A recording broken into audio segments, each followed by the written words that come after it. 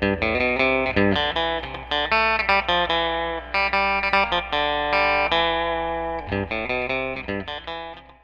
is a special configuration of the flaps and ailerons that lets you create more drag, make a steeper approach without having to speed the plane up.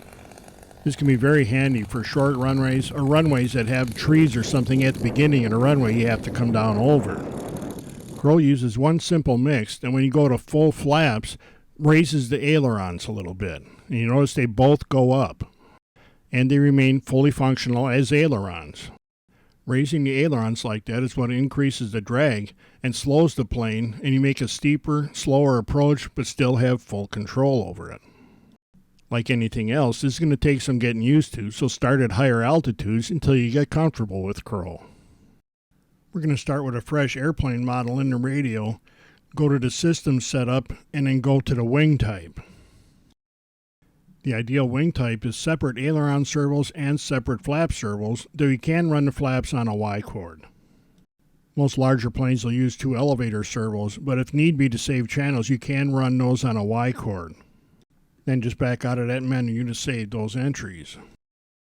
Next, we can go to the port assignments, so you can either write these down or maybe take a picture with your cell phone, because we need this information later. Knowing these assignments can make setting up the mixes later a little easier.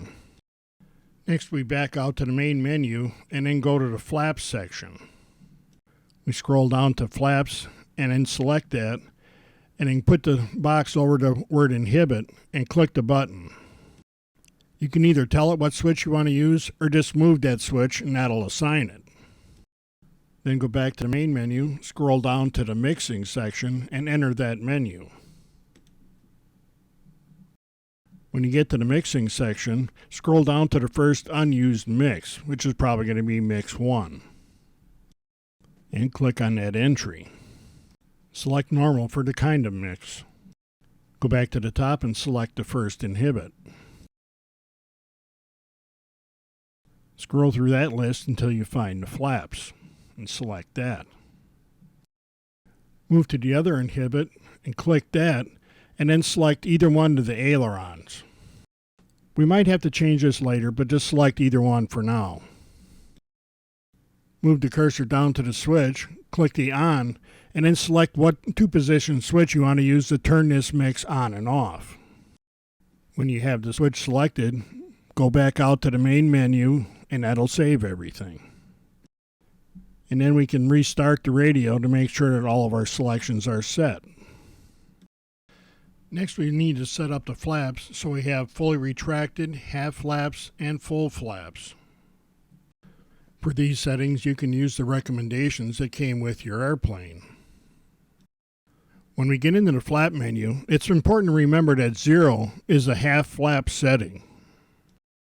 For our purposes here, we're going to set the up position as 100% and the down position as 100% and leave 0 for our mid-range. You may have to tweak these with endpoints or something to get the settings that your instruction manual recommends. For Crow to work, we have to have a mid setting and a full setting. Exactly what those settings are doesn't matter.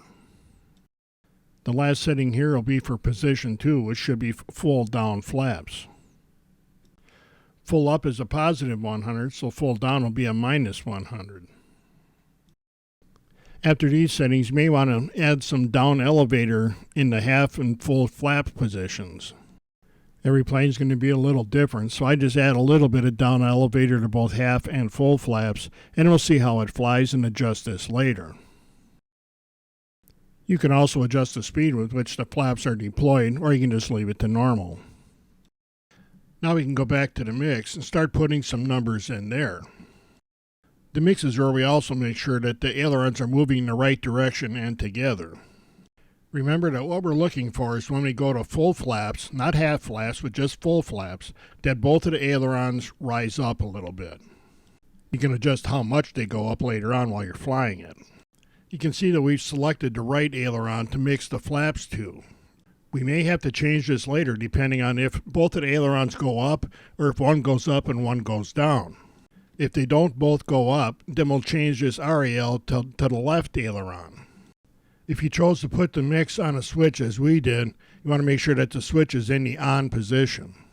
The little cursor will be under this box when the switch is in the on position. Next we move to the rate line, and we're going to have to put numbers in one of those entries. To start with, we're just going to put any number in that first box. We just run that up a little bit so we can see movement when we throw the switch. We can watch in the monitor section to see what's actually moving when we throw the switch. And we can see that when we have the flaps at half or full, the ailerons aren't moving, but retract the flaps all the way and then the ailerons move. That means we have to zero out the number in that first entry and move it to the second entry. This is showing us that the second number is the one that relates to the full flap position. And again, we'll just put in any number just so we can see if we have the movement right, and we'll fine tune this later. Now we can go back and move the flap switch, and we should get ailerons to move only when the flap switch is at full deployment.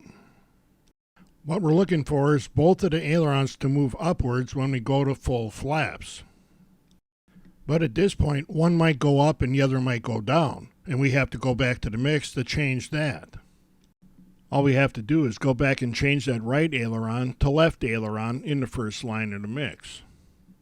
Just click on the right aileron and scroll until we get to the left aileron and click on that.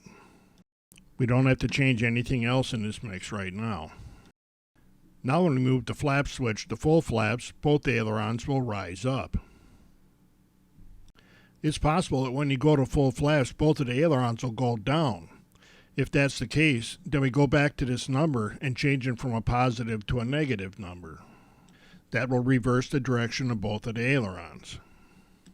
If you put this mix on a switch, and notice that when you turn the mix off, you get a slight movement of the ailerons, go down to the offset number, and you can use that to dial that movement out.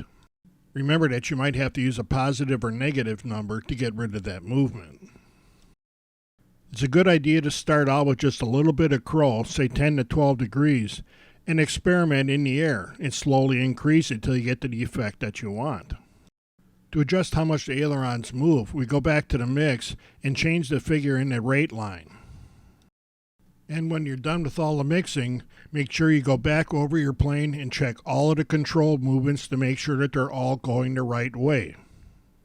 There are way too many planes lost every year because somebody forgot this very simple little step. We go through this simple little check every time we fly just before the plane rolls out on the runway. This is the author, Bill Rutledge, shaking out his Valiant with crow in some very gusty winds in Texas. He has the aileron set to 12 degrees. That's all the crow he's using, and the plane is very manageable. It slows down a bunch on landing. I would recommend that you turn the crow off for takeoffs until you get used to it. The ailerons work just fine with crow on, but the plane starts reacting at a lower speed than you might be expecting. So just turn them off to start with and get yourself used to it a little bit.